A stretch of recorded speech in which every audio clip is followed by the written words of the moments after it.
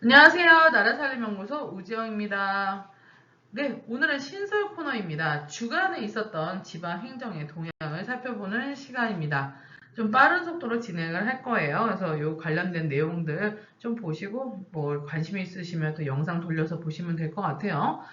6월 3일자 정책 동향입니다. 정부 자치단체 중소기업 수출 지원 동향인데 지금 수출이 안 되고 있어요. 대기업 위주로만 되고 있고 중소기업은 잘 안 되고 있다. 그래서 수출 중소기업의 84%가 연 수출액 100만 달러 이하다. 되게 영세하죠. 그리고 대외의 어떤 환경에 영향을 많이 끼친다. 지금 수출 기업 숫자가 매년 한 9만 개밖에 안 돼요. 전체 중소기업의 1.2% 수준입니다. 많이 수출할 것 같죠? 아닙니다. 1.2% 아주 미미하게 수출을 하고 있는데 뭐 그런 거는 또 그 대외 환경 지금 우리가 주로 어디 할 것 같으세요? 베트남, 중국, 미국, 일본과 갖고 이제 수출을 하는데 각각 나라의 보호 무역주의와 뭐 탄소 중립 ESG 이런 거에 무역 장벽들이 있어요. 그래서 그런 거에 막혀갖고 이 중소기업들이 대기업 같은 경우는 뚫을 텐데 못 뚫습니다. 그래서 그런 게 되게 취약하다. 그래서 정부하고 지자체가 지원을 하기로 이제 막 지금 발표를 하고 있어요. 왜냐하면 경기가 둔화되면서 이 중소기업의 수출이 엄청 중요하거든요. 그래서 정부 같은 경우에는 기업 1000개 수출 기업화하기 위해서 지원하겠다. 수출 100만 달러 기업으로 육성을 하겠다. 뭐 이런 것도 있고 1000만 달러 이상의 수출 기업은 스케일업. 그래서 되게 크게 조금 더 지원 프로그램을 가동하겠다. 뭐 이런 내용들을 지난 5월달에 발표한 게 있고요. 특히 이제 테크 서비스 및 기술 서비스 본격 지원을 한다고 하네요. 그리고 뭐 수출전사 아카데미, 뭐 교육과정 뭐 이런 것도 한다고 하고 이제 지자체는 어떻게 하고 있느냐? 인천시 같은 경우에는 뭐 외국어 통번역 지원 사업, 대구시는 해외 전시회 개별 참가, 울산시도 뭐 박람회, 휴스턴 뭐 박람회 뭐 참가를 하고 이제 거기에 이제 박람회 전시회 가면 개별 부스를 뭐 차리는 거겠죠. 거기서 이제 시장도 가고 홍보하고 그런데 이제 또 시민들은 저거 뭐 수출 도움도 안 되는데 해외 놀러 간 거다 뭐 이런 식으로 또 비난하기도 했습니다. 여기서 이제 강원도 같은 경우에는 조금 괜찮은 것 같은데요. 지역 기업의 특성과 그런 것들을 토대로 설문조사를 또 하고 그래서 농식품, 화장품, 의료, 전자경기 뭐 이런 분야가 이제 강원도에 그 특성화된 물품이잖아요. 그래서 그런 것들에 대해서 관련 바이어 정보 1만 개를 담은 DB, 해외 바이어 DB를 구축을 해서 기업 관계자들한테 제공을 하는 거예요.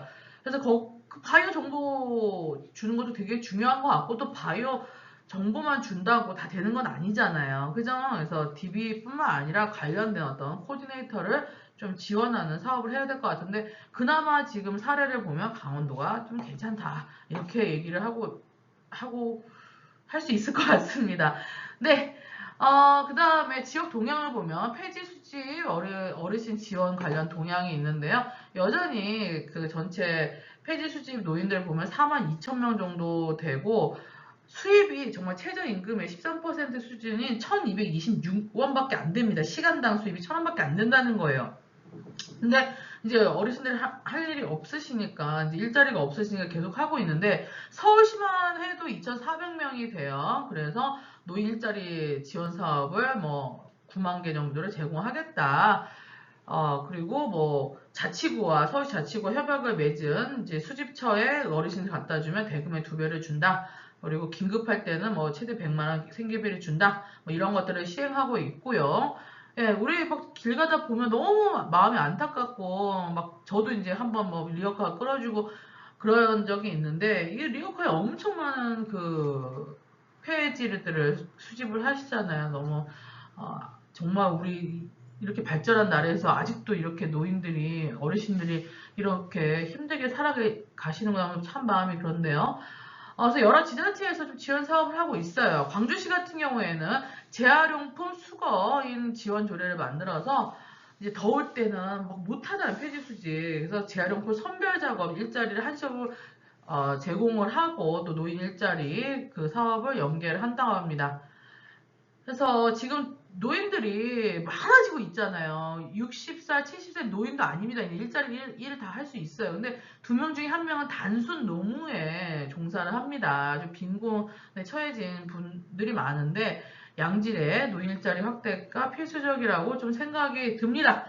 지금 대전 같은 경우에는 공유재산 사용 관련된 갈등이 심각합니다. 그래서 중앙로 그 아시잖아요? 지하도 상가 거기서 원래는 민간으로 뭐 중앙로 1번가 운영위원회에서 관리 운영을 했지만 이게 이제 그 공유재산 사용 허가가 30년이 지났기 때문에 시설관리공단으로 대전시가 이관하면서 벌어지는 갈등입니다. 이런 내용도 저 다른 지역에 또 있을 거예요. 네, 이제는 또 다른 지역으로 한번 가볼까요? 다음 날. 네, 6월 4일자 지방행정 동향, 지방 중소도시의 이동권 확보 방안이 필요하다.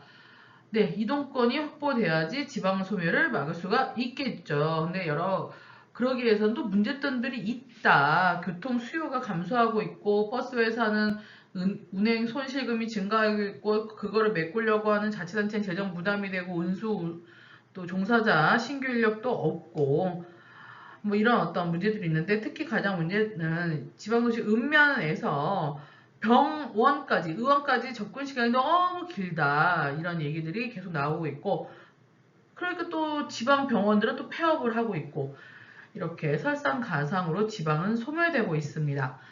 그래서 이동권 확보를 위해서 뭐 수요 응답형 서비스를 전환해야 된다. 이런 얘기들은 많이 나왔었죠. 그래서 100원 택시, 뭐 500원 택시 뭐 이런 내용들이 있는데 그럼에도 불구하고 여러 가지로 아직 부족하다. 그래서 이제 청주시 같은 경우는 뭐 시골 마을 택시를 그 행복택시 이용하고 있고 그래서 읍면 소재지까지 이제 택시 500원 내면 탈 수 있도록 하지만 선정 기준이 있어요. 그래서 그 마을에 5세대 10명 이상은 주민이 거주를 해야 되고 그다음에 2일 1회 이하로 버스가 운영되는 지역 뭐 이런 것들이 있더라고요. 경북도도 상강 오지 대상으로 시골버스를 운영하고 있고 그래서 지금 많은 지자체들이 좀 하고는 있지만 이 노령층이 많은 시골 같은 경우에는 차량이 없어서 너무 이동시간이 멀다. 특히 병원 갈 때는 더욱더 멀다. 이런 얘기들이 계속 나오고 있습니다. 그래서 관련된 이제 상황들이 이제 문제점들이 발생하고 있는데 이런 것들을 어떻게 해결을 해야 되느냐? 뭐 수요 응답형 버스로 하는 거는 뭐 예전부터 나왔던 얘기고 뭐 읍면지 중심지를 이동하는 지선 노선을 약간 이제 운행 차량의 크기를 줄이고 마을을 순환하는 교통순환하고 다 연계를 시켜갖고 조금 더 그 이동권을 확보해야 된다.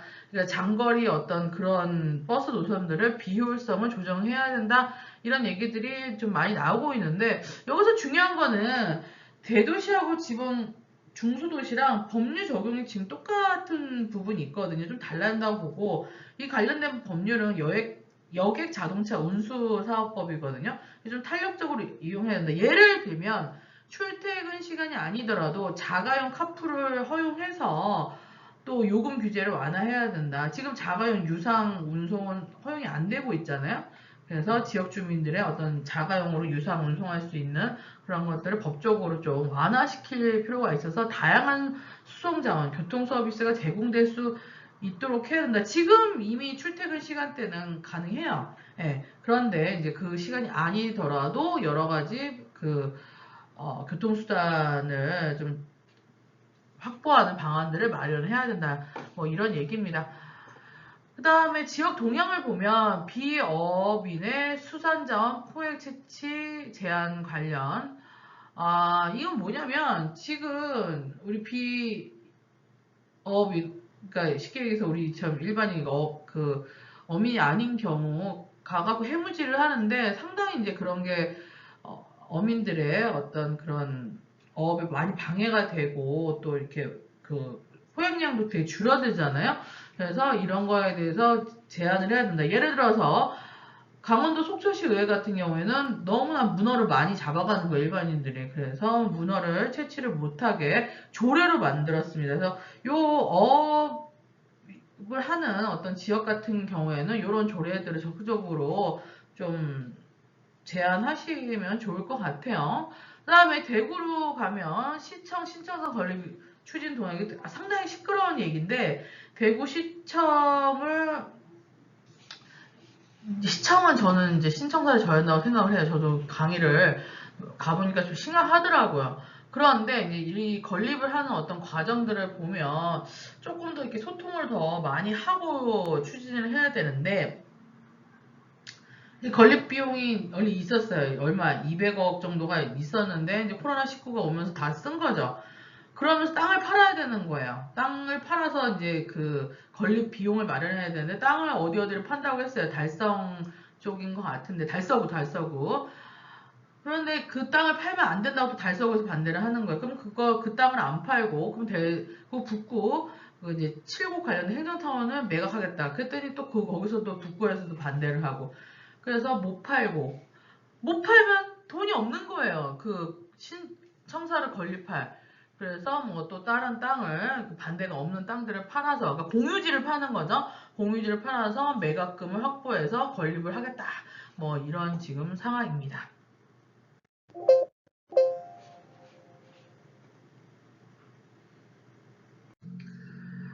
네, 5일자 정책 동향, 정부 자치단체 물가 안정 추진 동향입니다.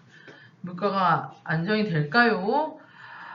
소비자 물가가 2.7% 상승폭이 둔화됐다고 하는데, 실제 상승폭은 엄청나죠. 왜냐면 이제 월급은 그대로고 계속 물가만 오르고, 실제 소득이 그렇게 오르지가 않았어요. 그러면 이제 물가 상승에 대해서 또 더 체감이 되겠죠. 그래서 뭐 정부가 뭐 장관회 열고 뭐 지역 물가 책임감 운영한다는데, 정말 제대로 좀 물감 잡았으면 좋겠습니다. 지금 농산물 물가가 19%가 올랐고요. 사과, 배는 뭐 급등했는데, 사과는 80% 이상 올랐으면 사과는 못 먹습니다, 이제는. 예, 너무 많이 올랐다. 그리고 석유도 물가 상승률이 3.1%, 아주 물가가 고공행진하고 있는데 세상 물가는 다 뛰는데 내 월급만 줄어든다. 이런 이제 자조가 섞인 말들이 계속 나오고 있어요. 통계청의 가계 동향 조사를 보면 가구당 1분기 이제 가구당 월 평균 소득이 512만 원, 뭐 예상보다 많다고 생각이 드실 텐데 전년 대비해서는 조금 낮아졌어요. 조금 전년 대비 높아졌지만, 우리가 봐야 되는 건 실질 소득이거든요. 실질 소득은 더 내려갔습니다. 1.6% 내려갔기 때문에 이것도 7년 만에 처음으로 내려간 거예요. 그래서 실질 소득은 감소가 됐고 물가는 오르기 때문에 이 폭이 엄청 큰 거죠. 그래서 지금 너무나 살기가 힘들다. 이제 이렇게 얘기할 수 있습니다. 그래서 지금 정부에서는 할당 관세라는 게 있어요. 그래서 과일류 28종에 대해서 조금 더 관세를 조절하겠다, 낮게. 그리고 채소로 4종도 할당 관세를 부여하겠다. 그래서 이제 감액을 시킨다는 거죠. 그래서 뭐 다른 뭐 가공품도 마찬가지입니다. 그래서 여러 가지 그 행안부를 중심으로 물가 안정을 추진하겠다. 이제 지자체 같은 경우에는 이제 서울시 같은 경우 착한 가격 프로젝트 뭐 이런 것들을 하고 있고, 세종시는 민간 협력 배달 앱 땡겨요. 뭘 땡기는지 모르겠지만 땡겨요를 그 앱을 이제 배달 앱을 깔아서 중개 수수료를 2%대로 낮추고 있고요. 전북 남원시 같은 경우에는 바가지 요금 없는 먹거리존 운영. 이거는 이제 남원 추장제 때 해봤더니 그 방문객이 전년 대비 117만 명이 더 늘었다. 그래서 호응이 있었다. 뭐 이런 내용입니다. 그 다음에 전국의 남북 긴장감 고조에 따른 지역 동향입니다. 오물풍선 날라오고 계속 막 문자 징징징 오잖아요. 예, 그래서 정부가 이 시점으로 해서 9.19 군사합의 효력을 정지했습니다. 그러니까 2018년도 남북 정상회담 할 때 이런 합의를 했죠. 조금 더 대땅트 무드였는데, 이럴 때 그러니까 육해상 완충구역을 설정하고 비무장지대 감축을 철수하고 이렇게 완화를 시켰는데, 그걸 완화하기로 한 거를 합의를 한 거죠. 군사 합의를. 근데 효력을 정지했습니다. 그러면서 남북은 갈등 국면이 되고 접경지역 주민의 불안감도 고조되고 있고, 또 지역 상권은 위축될 거라고 우려가 되고 있습니다. 동남권으로 갈까요? 소년 감호 위탁시설 부족 관련입니다. 이 감호 위탁시설이라는 게 뭐냐면 이제 6호라고 얘기를 하는데 소년범 교화를 돕게 한 곳이에요. 그래서 뭐 예를 들어서 8호, 그러니까 6호가 넘어가면 8호부터 10호까지는 소년원을 보내고 또 그 전에는 이제 뭐 지도, 보호관찰 뭐 이런 것들이거든요. 근데 감호 위탁시설이 없다 보니까 그 좀 중요한 거고 중대한 범죄임에도 불구하고 보호 관찰 보호자로 되게 낮게 손바닥 처벌을 하거나 아니면 또 역으로 너무나 과도하게 그 강한 처분을 내려서 소년으로 가는 거나 이런 사태가 일어나요. 시설이 부족해서 어떤 법의 적용이 달라지는 이런 사태가 일어나고 있다. 특히 부경 쪽이 좀 부족해서 충청도로 보내야 된다. 그럼 충청도로 보내면 그 학부모들이 또 면회하러 가기가 힘들다. 뭐 이런 얘기들이 이제 계속 나오는 거죠. 그래서 폐교를 활용해서 뭐 다각적인 뭐 방안을 마련해야 된다. 이런 얘기들이 이제 나오고 있습니다. 거고. 네, 6월 7일자 마지막인데요. 여성의 고용 활성화 관련돼서 일본 사례를 보면서 시사점을 찾아보는 건데 일본 같은 경우 여성 활약 추진법을 제정을 하면서 기업의 여성 고용 장려, 일가정 양립지원 제도 확대, 교육수 확충 등을 통해서 여성의 경제활동 참여를 제고하고 유도했습니다. 우리나라도 뭐 같은 정책들을 많이 하는데 그런데 일본 같은 경우에는 여성의 경제활동 참가율, 고용률이 큰 폭으로 상승됐어요. 그래서 이제 시사점이 있다. 뭐 여전히 뭐 비정규직, 임금격차가 있긴 하지만 그래도 고무적인 성과가 있다. 우리도 좀 정책 좀 이렇게 좀 가시적인 성과가 있었으면 좋겠는데 우리나라 같은 경우에는 여성의 경제활동 참가율이 63.1%로 좀 증가세는 있어요. 하지만 OECD 평균 대비 평균이 65.8%거든요. 2%, 3% 정도 낮은 거잖아요. 여기서 고용률이 이제 여성 고용률이 높은 데는 아이슬란드, 독일, 영국, 일본, 프랑스입니다. 그래서 거기보다는 우리가 현저히 지금 낮다. 일본 같은 경우도 이제 인구 소멸로 들어서면서 생산 가능 인구가 1억 이상이었는데 확 줄어버린 거죠. 한 8,720만 명 이 정도로 되게 또 줄고 지금도 계속 줄어서 노동력 부족 문제가 심화됐다. 우리나라 똑같은 지금 현상이 일어나고 있습니다. 그래서 여성이 지금 생산 활동에 참여를 한다는 문제의식이 강했어요, 일본이. 그래서 여성 활약 추진법을 제정을 하고 이런 내용들이 뭐냐면 육아휴직 소득 대체율을 인상하고 뭐 괴롭힘 방지 조치도 의무화가 강력하게 육아 돌봄 휴직 사용 요건을 완화하고 보육시설을 확충하고 이걸 적극적으로 한 거죠. 그래서 여성의 경제활동 참여를 유도했다. 근데 정말 효과가 일어난 거예요. 12년도에 63%밖에 안 됐어요. 지금 우리나라 수준하고 비슷했는데 우리는 24년인데도 63%죠. 그런데 23년 75%, 12% 고용률도 12%가 증가를 합니다. 정책의 효과가 있었던 거죠. 그러면서 이제 일본 여성의 고용률이 G7 국가 중 세 번째로 높은 72.4%로 상승을 합니다. 그래서 여성 고용이 30대 기혼 대기업 정규직 중심으로 증가하면서 아주 이제 질적인 측면에서도 개선이 됐다는 평가를 받습니다. 뭐 여전히 지금 이제 문제는 있겠지만 뭐 비정규직 문제, 임금격차 그래도 여성의 경제활동 그 인구를 증가시켰다 이런 거에는 되게 고무적인 것 같고요. 그런데 요즘에 이런 어떤 내용들을 보면서 그 출산율과 연관돼서 좀 조사를 한 게 있는데 OECD 회원국 중에서 여성 경제 활동 참가율이 1, 2에서 3위가 이제 아이슬란드, 뉴질랜드, 스웨덴인데 이 나라들이 출산율을 더 상회한다. 예전엔 여성의 경제 활동이 출산율을 낮추는 요인이라고 막 그랬는데 아닌 거예요. 실제로 보니까 여성 경제활동 참가율이 높을수록 출산율이 높다는 내용들이 지금 나오고 있습니다. 현재 이제 우리가 육아 관련돼서 그런 것들만 보장을 해주면 어찌됐건 소득은 높아지기 때문에 더 출산을 많이 할 수 있다는 어떤 그런 연관성일 수도 있겠죠. 그래서 이런 내용들이 되게 중요한 우리나라의 시사점입니다. 지역 동향을 볼까요? 파크 골프장 확산 관련돼서 여기저기 많이 지으려고 하는데 지금 19년도에는 226개에서 올해 한 382개로 급증을 했습니다. 지금 가장 시끄러운 데가 서울 동작구죠. 대방공원에 신규 파크 골프장을 넣는다는데 주민들이 이제 반대를 하고 인천시 같은 경우에 아시아드 주 경기장 공원 일대 파크 골프장 조성한다는데 이 부분도 모두가 이용한 녹지 공간을 훼손해갖고 특정 동호인을 위한 장소를 만나게 말이냐 하면서 이제 지역 주민들이 싸우고 있습니다. 뭐 하여튼간에 잘 갈등이 좀 조정이 됐으면 좋겠어요. 저는 파크 골프장은 절대 안 돼! 뭐 이런 어떤 입장은 아니거든요. 그래서 잘 조정했으면 좋겠고 전남 커피 재배 관련 지역 동향. 왜 우리나라에서 커피 재배? 놀랍죠. 지금 전 세계적인 이상 기후로 인해서 커피 원두 작황이 부진하면서 국제 원두 가격이 많이 오르고 있습니다. 그러면서 전남 지역이 이제 비교적 따뜻하기 때문에 커피 재배에 적합하답니다.